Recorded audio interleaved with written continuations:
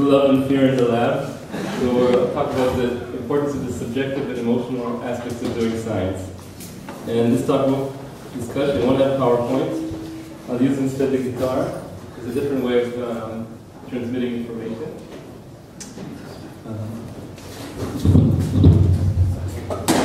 So, since we'll be talking about matters of the heart. So let's start right away.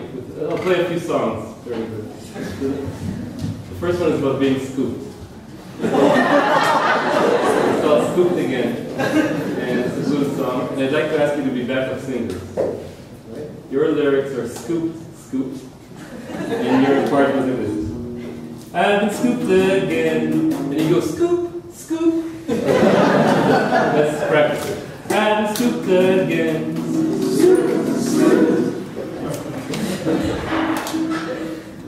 I'm in the library lab, check out what's on the slab. I'm running gel after gel, it makes my life a real hell. I'm a receptor lizard, I'm a ligand wizard. Wrote this great new paper, gonna send it to nature. I went down to the library just to check. This was my postdoc, actually, Michael was there. The library, this is 1997.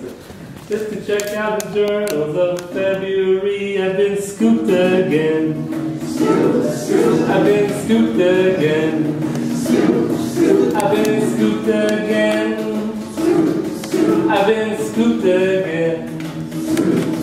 Oh mama, can't you feel my pain? Heavens help me, I've been scooped again. Now I knew every flagella, yeah, I knew it real well. I could talk to the cell, because I speak salmonella. Every mini prep got my full attention. Oh, to publish first, that was my intention. I went down to the library, just to check out the journals of February. I've been scooped again. I've been scooped again. I've been scooped again. I've been scooped again. Oh, Daddy, can't you feel my pain? Heavens help me, I've been scooped again.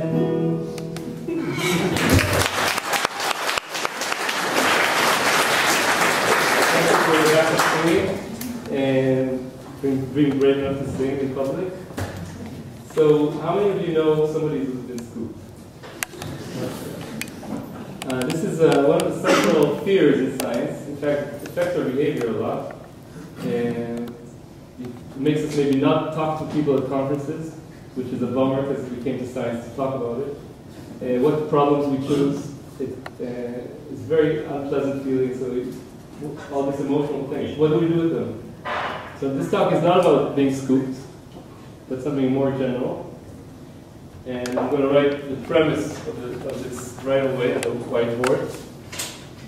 It's that it's about what we discuss and don't discuss in science. And the premise is that adding discussion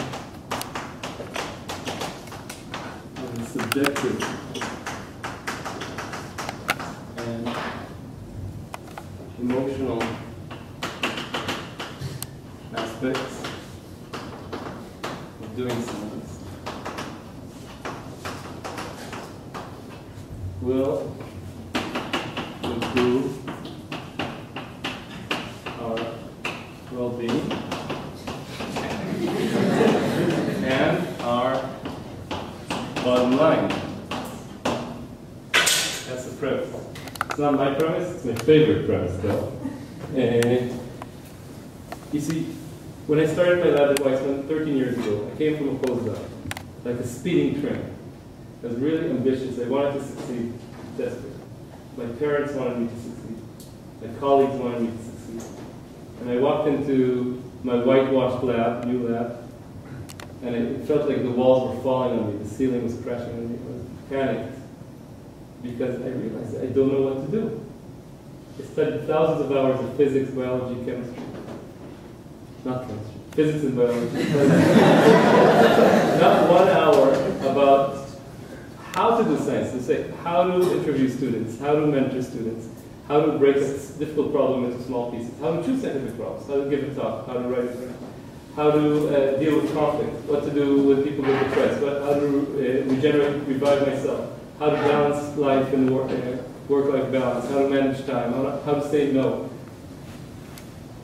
And as a result, the first years of starting lab were extremely, extremely stressful, and I made many, many basic mistakes to be avoided. For example, when I was interviewing someone for the lab, I was so desperate for them to come, I just talked, and they didn't listen.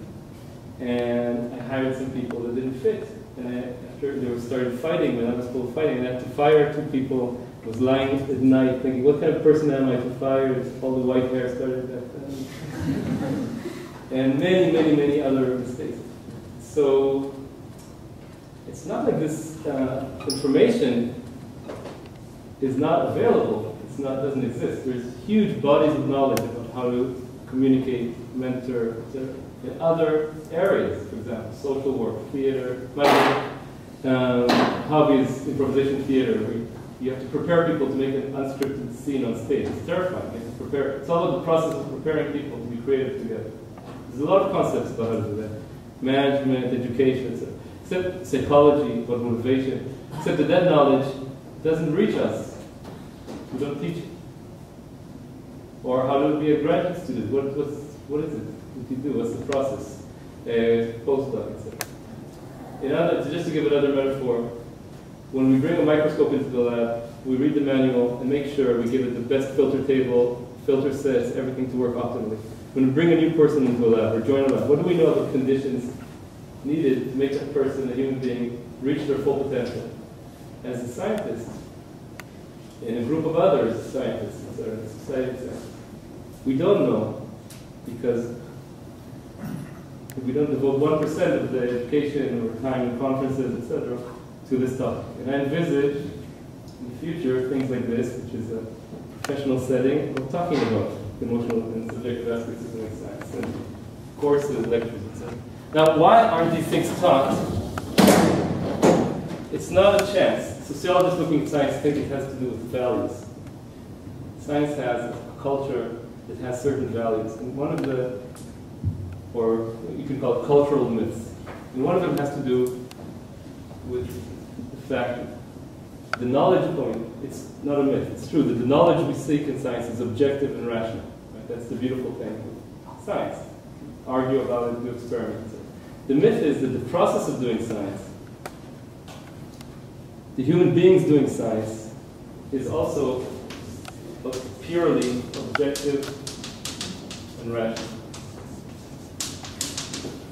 Hypothesis testing machine.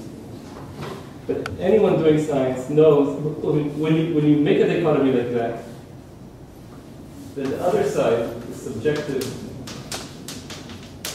and emotional, is labeled as non-science or threatening to science or anti-science. But anyone doing science knows that doing science is rational and objective and also subjective and emotional. All these things, in fact, every layer of the human being goes into doing science. Human beings do science. For example, how to choose a good problem. It's one of the most important things in science. Right? There's no algorithm that can tell you what problem to choose.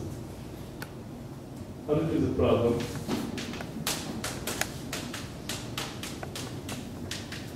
Comes because you find that problem interesting for some idiosyncratic reason, and that's an emotional thing. What other, I'm just to start a conversation, what other aspects of doing science, or for the process of doing science, critical things for doing science are in this side of the whiteboard, blackboard? Yeah? They're collaborators. Right. And feel free to soak me in voice. Yeah, what else? Collaboration is a great way to make enemies unless you know what to do. Communication is the key. Following that. Right? So how to balance your internal voice with what you care about, the strong external voice. When to give up. We'll talk about that in a little bit, yeah. what experimental methods you're going to enjoy doing every day, day after day. So let's call it sustainability.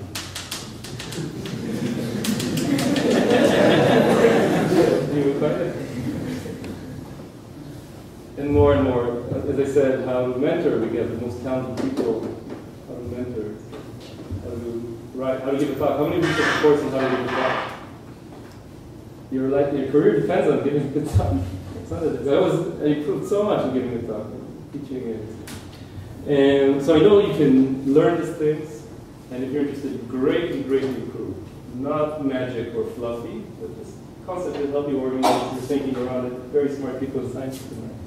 So I guess the first point, this talk will have 3 points, and successfully completed the first one, first part. Science has a culture. Can you write more to the left? Oh yeah. Right. Thank you.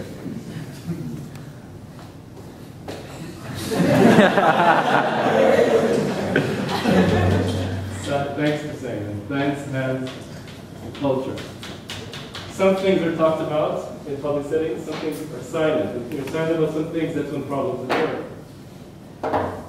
Second point is culture can be changed or improved. But before I do that, let's do another song.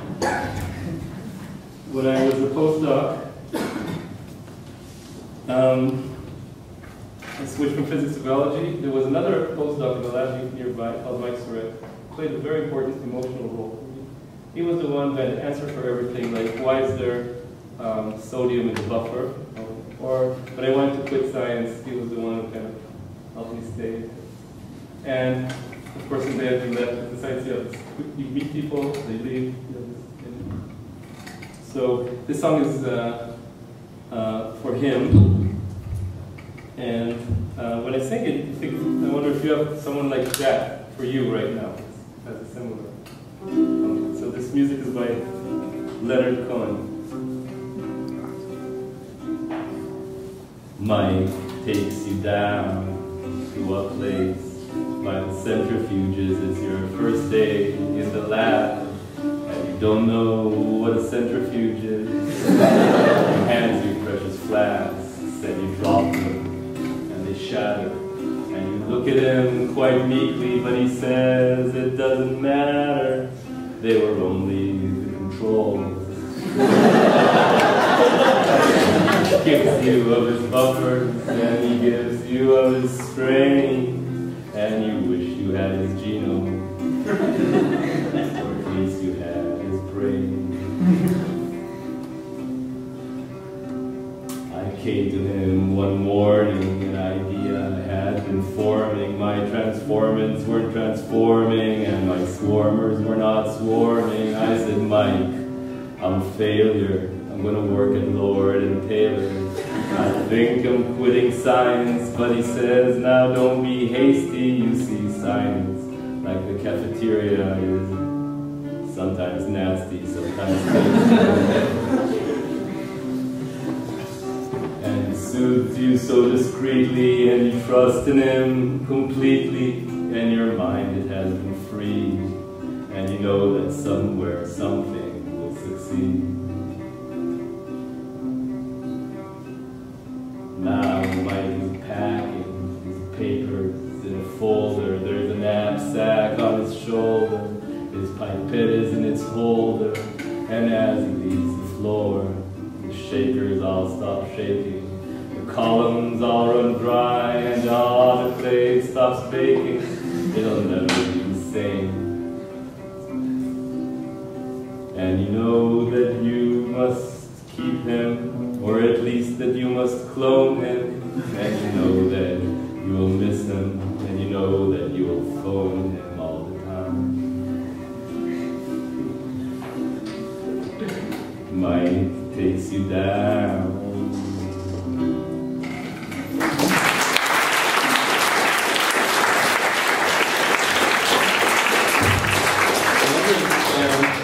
Anyone here was a similar person like that to Mike right now? And I wonder if you can say their name. And is he a colleague, a clinician? Ex-colleague. Ex-colleague? You? Sandy? Yeah, colleague. Colleague in the same line? So it doesn't have to be higher in the hierarchy. It could be similar, but the emotional impact could be essential, I don't know. So science has a culture, and culture can be changed. And you can ask, why change? Everything's fine. And it's true, science is amazing, amazing, good things going. But also maybe there's some things to improve. So what do I mean when I say culture can be changed? It's happening all the time. It has this is the only way things can. Culture can be changed. It's been researched how to change culture and how it happens.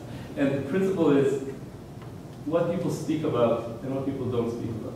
For example, 100 years ago, women couldn't vote in the US, anywhere.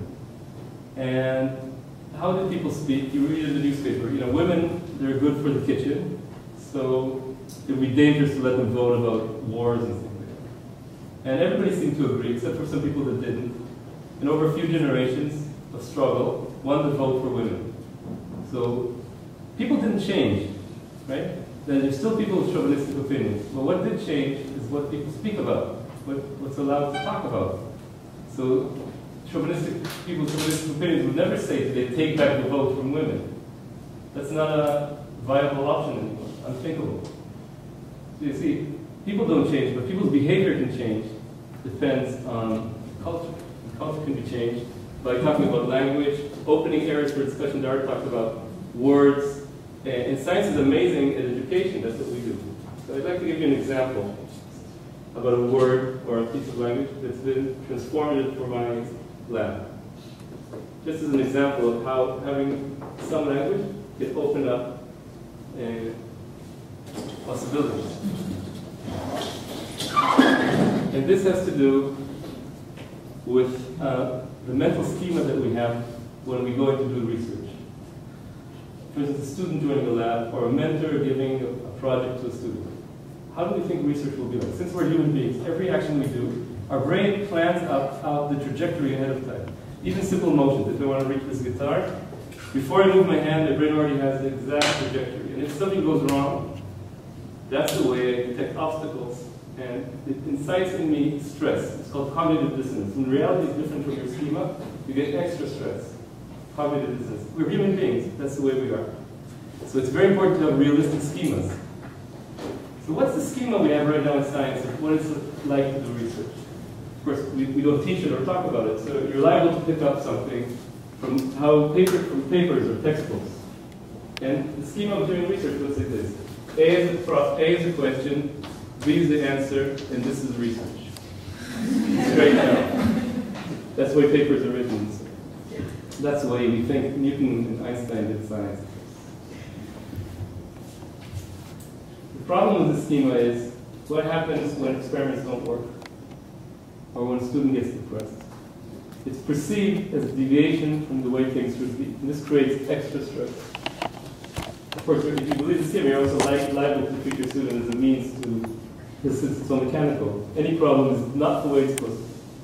So we can adopt a different schema. That's what I teach students in my lab. This is the question, this is the answer. You set up. Experiments don't work. Experiments don't work. Experiments don't work. Experiments don't work. Until you get to a point linked with negative emotions, in which at least one of something is wrong with your basic assumptions, like the carpet is taken away from underneath your feet. Very disorienting. And the word that we use is the cloud. We're in the cloud. Not cloud computing, the cloud of research. And you're in the cloud for a distribution of time that has a long tail, maybe days, months, years, until you can see the materials in hand, a new answer, decide to go towards it. Experiments don't work, experiments don't work. And then you publish a paper, ARLC, which is a fantastic way to communicate, as long as you don't confuse it with the process. Now, why is there a cloud? The cloud stands at the boundary between the known and the unknown. Because to make a new discovery, at least one of your basic assumptions has to change. Otherwise, it's not new. And that means in science, our craft, part of our craft, is to take ourselves into the cloud. A kind of heroic thing to do. That's our profession. So being in the cloud is an essential step for discovery. Notice they put B here in the known.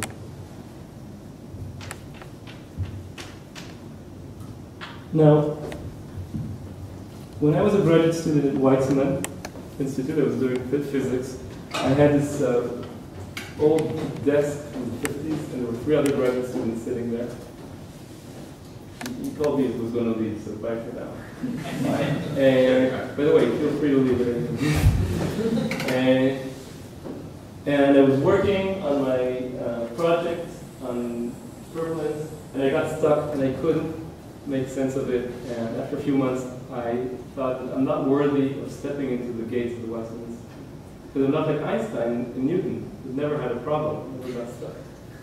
And it was really depressing. I thought something was wrong with me, flawed, etc. And after a while, I had enough support, and found the C, and then I did my second project. Again, I got stuck. Again, I got out of it. And then I noticed that there's a pattern, except nobody told me about it. That was my students. Everybody in the lab knows this word, the cloud. So students come to me and say, "Uri, I'm in the cloud." And I say, "Great. You must be feeling terrible." You don't know the cloud, you still feel terrible. It doesn't take away the terrible feelings. But at least you know that it's not something wrong with you. I say, well, I'm happy you're in the cloud because this is, I've been waiting for it, because that now means we can actually discover something. We're going to discover something maybe not. There's a chance at least. So what I need to do as a mentor when somebody's in the cloud? Research in psychology, very well documented, shows that if you need to solve creative puzzles, if you have feelings of fear, your mind narrows down to non-risky solutions. If you have feelings of safety, you can explore the paths and the need that you need to explore to get to sleep. And so as a mentor, I need to provide competence, autonomy, social relatedness, all these vitamins the person needs in order to feel more safe and find a way to. It's basically an emotion, again, this is an interaction between the emotional nature of human beings doing science and the craft. It's not robots doing things, it's human beings. So this cloud tells me as a mentor what to do, as a student what to do. So this is a piece of language that's been transformative for me as a mentor. Any thoughts? How many of you know the cloud? Any thoughts about this? Or maybe something I missed, or something I got wrong? I think it's great, but what if your mentor doesn't recognize the cloud? Your mentor doesn't know about the cloud? Or? What if your mentor does not recognize the cloud? Recognize the cloud. So I really recognize that I'm telling you this, and I'm pouring salt on your wounds if you're in a certain kind of lab. So I'd like to say, in my vision, every scientist will know what a cloud is, just like every scientist knows what an atom is. Every scientist will know what active listening is, like every scientist knows what an atom is. But that's not the way it is written. So first thing, as a graduate student or postdoc, you can do a lot of things. Because you're not passive. You can, what's called, manage up, lead yourself, get the sources of support you need. If you're alone, get someone to talk to who cares about you. Go to a conference. If you need something from your mentor, tell that mentor what your need is in a very objective and clear and non-insulting way. Communication. Maybe it won't work, but if you don't try to communicate and tell your mentor what you need, they won't know. So a lot you can do as graduate students, postdocs, you can do a lot in situations like this. If you can't, I would recommend strengthening areas outside your research, outside of science that you love to do. If you love to rock climb, play guitar, read, go on to. Why? Because that's another way to get out of the cloud, is to build up your creativity muscles in something that you love to do. Come back to the problem and see it in a new way. So all these are approaches. Did I answer your question? Yes, I mean, conceptually, I think you're right, and in reality, it's very difficult. I want to just say, being in a lab with advisors that, for instance, when you get here, push you more or abandon you is extremely difficult situation. So one thing you can do is also get yourself into a better situation. I'm not saying it's not easy, but I'm also saying it's not. There are things, there are principles to what you can do So I want to say, the reality is in science, a lot of labs are like that right now, and a lot of talent is wasted right now. Because of things that could be avoided by education, even if the personality of the mentor isn't like that. If the talk in science is what the role of the mentor is to support in the cloud, even the toughest characters will change their behavior, because that's the way it is. So the way I think about it is thinking about talks like this calls for cultural change. Then in 20 years, you guys will be running departments and opening areas for discussion, and systems will change. But right now, you're stuck with the system the way it is, and you have to care for yourself or communicate with your mentor. Yeah. So at this point in my career, and I've been doing this for 30 years and I have tenure, the cloud is really my favorite place to be.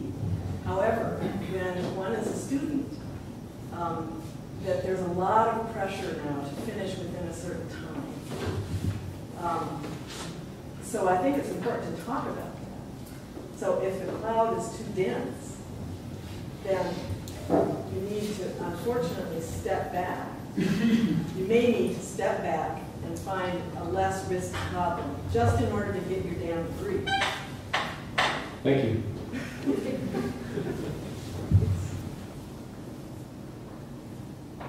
Yeah.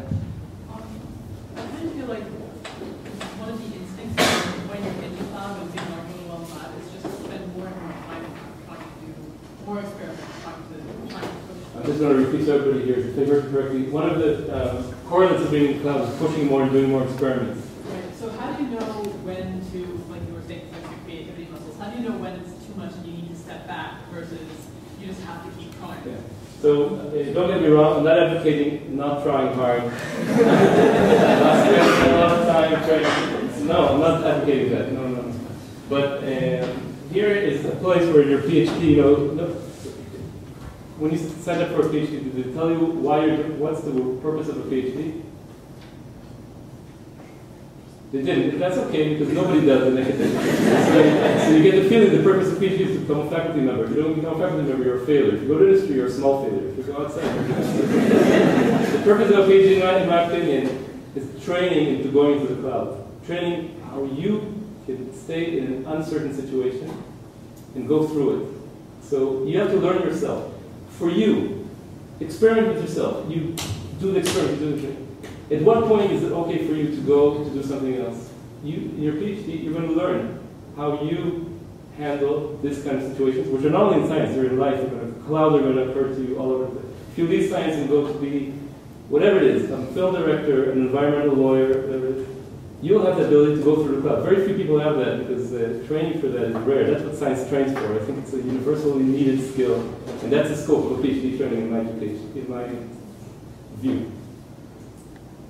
So I don't know the answer. It has to do with your makeup. You have to, once you know about these things, you make it your own experiment to figure out how you function in the cloud. There's no one answer. It's certainly not work all the time. That can't be true for all people. Some people, yes, some people. All right, I'm going to continue. Thank you very much for these actually amazing comments, and we'll have more time. Culture can be changed. So the last part is how something specific that you can do here in Caltech to change, to do this in your institution. So what you can do, you can easily start here. And what I'll talk about is forming peer group. I'm going to give you a protocol that's been replicated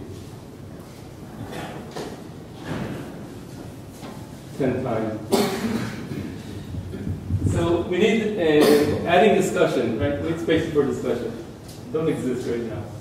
So one way to open space for discussion is to make it with your peers, either graduate students or postdocs or young faculty that desperately need this, just as I told you, starting up. It's not a therapy group or something like that, it's a peer group where, and this is the story. So at Weizmann Institute, 4 years ago, we hired 17 new faculty members. And they, after a while, wanted to get some training about how to mentor and run around. So they came to the dean, and the dean said, "You don't need training, ask us. We're really experienced and we'll tell you."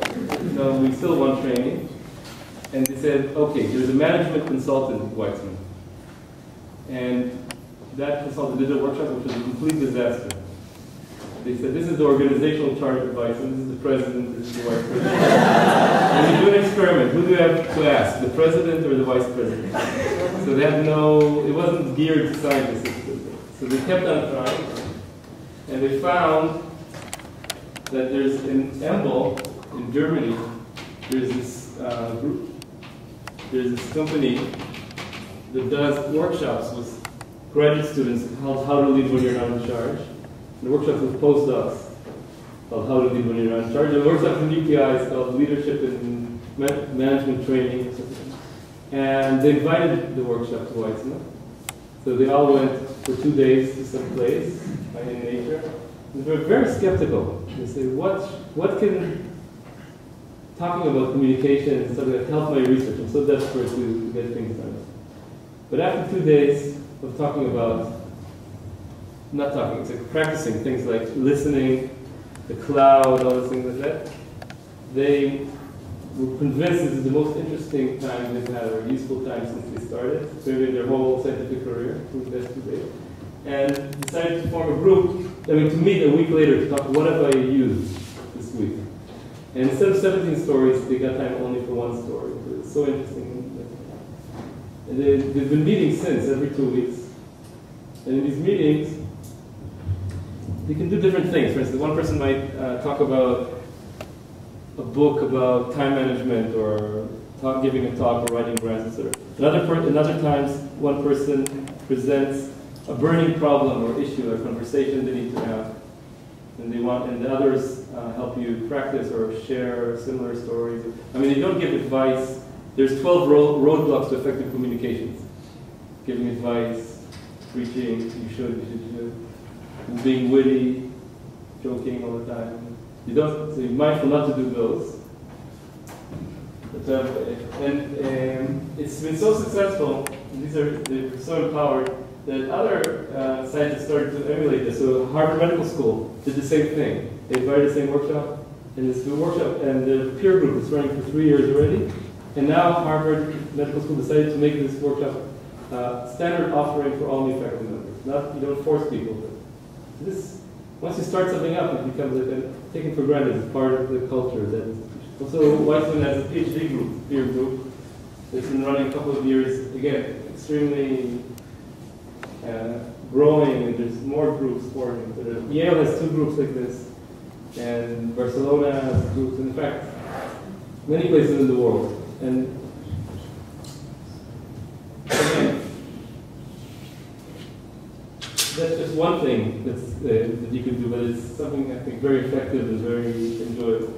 And so I'm proposing that you start groups like this here. And I'm wondering, because you're all very, very busy, and a lot of things to do. But anyway, who among you might be consider starting a group like this?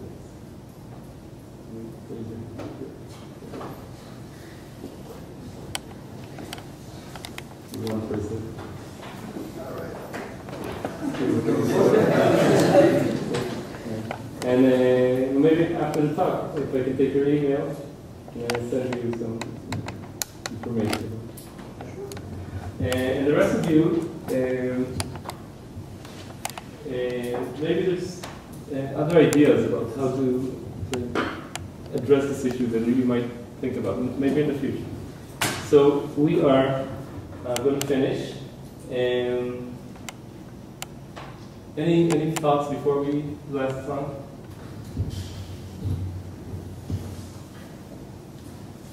Or concerns? Yeah. I just want to make sure we're not painting too bleak of a picture, because I've certainly seen students stuck in the cloud, and I've seen students who are very sophisticated, who understand how to extricate themselves out of the cloud. And my attempts to mess with that were just like, okay, dude, thanks, but I got to figure it out myself, give me 2 days. And so they were actually much happier if I left them alone.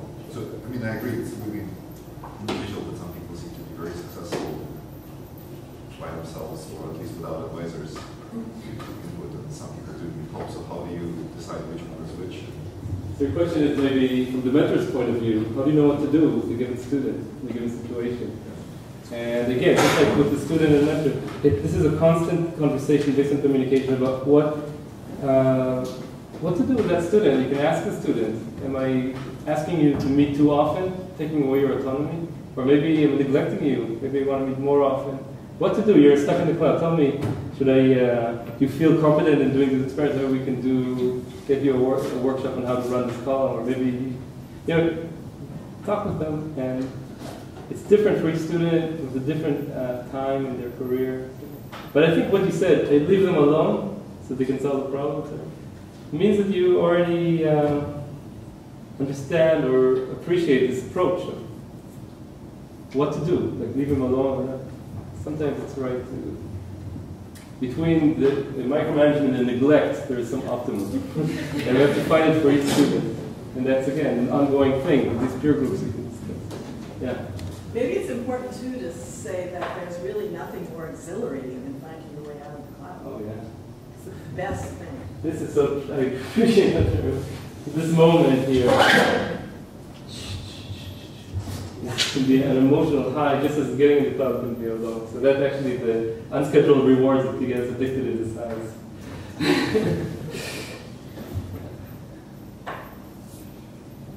Just a few words about B.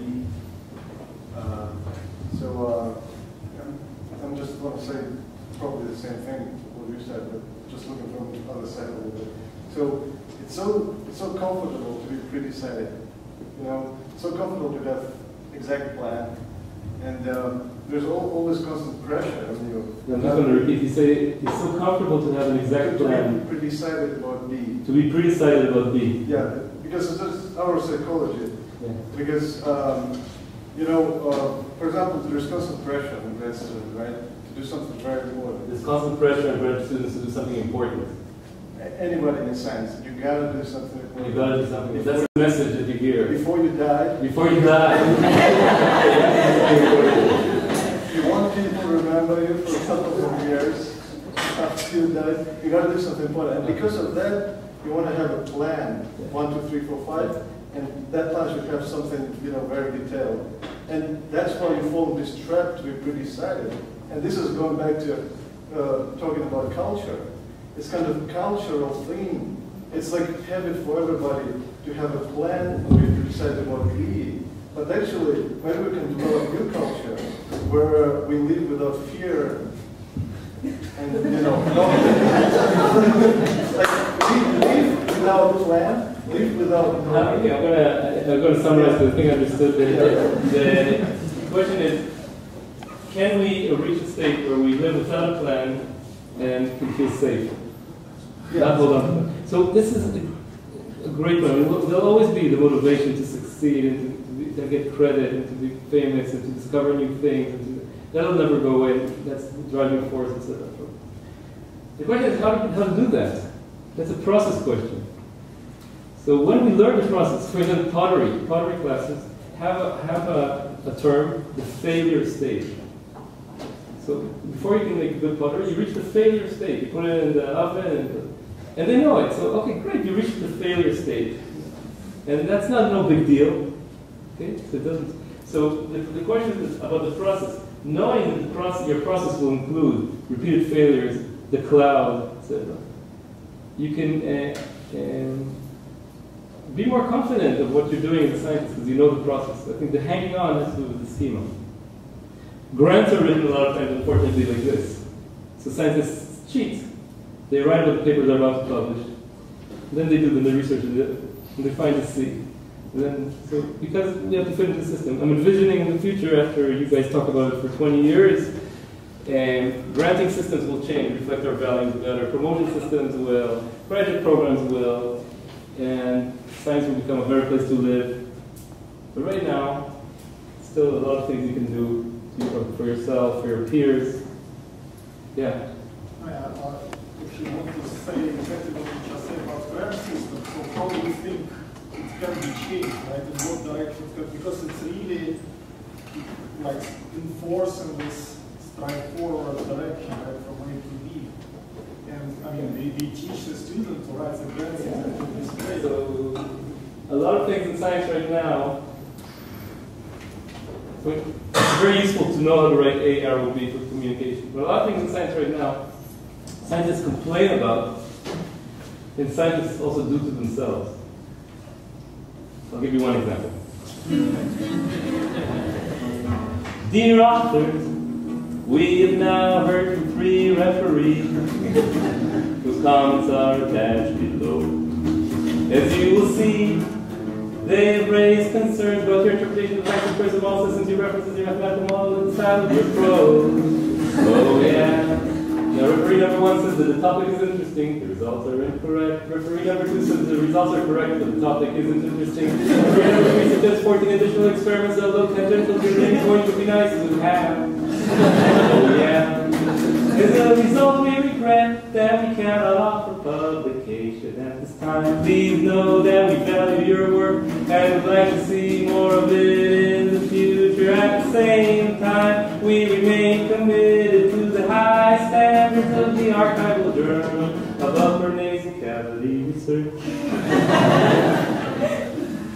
So something like, review process is awesome, criticism is essential. You want to get the right kind of criticism that makes it productive, but there's also needless aggression and kind of off-the-wall things scientists do to themselves. Again, because we're in a vacuum, we don't teach students how to referee papers, how to give feedback, what to keep and what to improve. And, so a lot of things could be, that's just an example of things we do to ourselves. So we want to break the cycle of abuse, talk about how we want science to be like, and gradually change the things we can change in our own scope.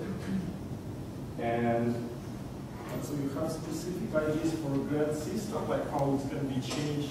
Do I have specific ideas for a grant system? No, I don't. Why? Because I think when scientists talk about that, like over beer, you quickly complain and you get into a feeling of helplessness. And I think the way to change is in a democratic process. First thing, talk about it in a public setting. Just like they talk about the rights of a certain oppressed group. It's not talked about, it's then talked about. Over time, you get to ideas how to change it. And then you try them out. And they work partially. And then you talk about it. And you try out it. And slowly things somehow get better. And if we don't talk about it, we don't have the first step. We'll keep feeling isolated. And we'll keep feeling, complaining. And we'll never get anything done. There's external pressure on science to produce cures for cancer, for example. So scientists are powerless to stand against this because we're not united. So in the end, we might end up being a for-profit organization for the scientific salvation of humanity, instead of going after our curiosity, which there's practical and curiosity. We have to keep some curiosity, but if we can't represent ourselves because we're isolated, we're powerless, etc., etc. So it's the right time to do it. Whoever does something like a peer group has heredity. It becomes part of the culture because once you establish something, it becomes obvious that's the way you teach everything. And I'm going to finish now because it's time to finish. The last song. It's about work-life balance. And Michael was me imagining what would happen if we worked on the weekends. Well, Sundays for that. I kissed my wife and kids farewell. I must go down to run my gel. I'm going to spend another Sunday at the lab. My wife said, Uri, you've got a promise. You love me more than doing science. I said, honey, could we discuss this another day? I must go away and resuspend myself down at the lab. My mom said, son, don't waste your life. Go home and spend time with your wife. You must have learned this from your father. Why can't you be more like your brother? No son of mine spent Sundays at the lab. My dad said, son, you need a shrink. The shrink said, son, you need a drink. Those Rorschach spots reminded me of blots. He said, oh God, you obviously have an obsessive compulsion to spend all your Sundays at the lab.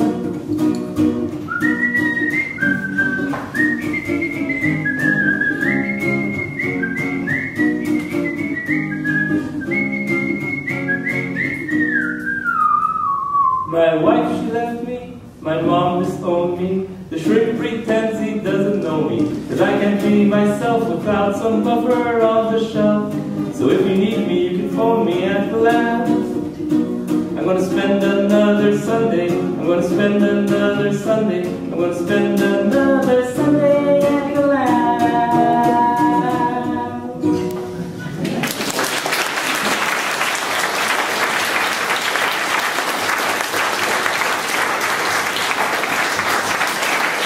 Thank you for the backup streaming and for the comments and conversations. And on my website, it's essays and information, Uri Alon, about how to choose a problem, how to give a talk, things like that. A lot of information. And I'll see you all on the road to changing the culture. Thank you.